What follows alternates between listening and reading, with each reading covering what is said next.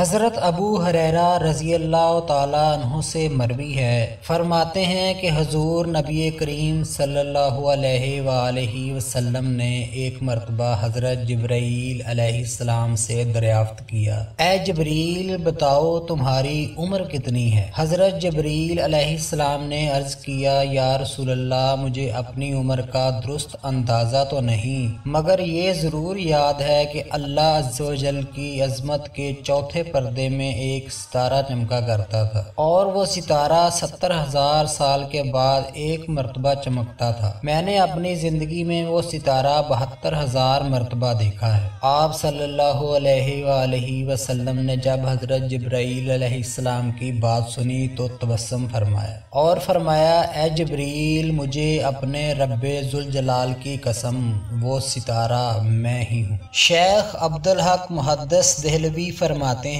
हुजूर नबी करीम सल्लल्लाहु अलैहि वसल्लम सर मुबारक से लेकर पाँव तक नूर ही नूर थे, और अगर आप लिबासे बशरियत में ना होते तो आपकी जानब निगाह भर के देखना और आपके हुस्न जमाल का इदराक करना हरगिज़ मुमकिन ना होता। ऐसी मुख्तसर इस्लामी वीडियोस देखने के लिए चैनल को सब्सक्राइब कर लें और साथ लगे घंटी के बटन को भी प्रेस कर दें।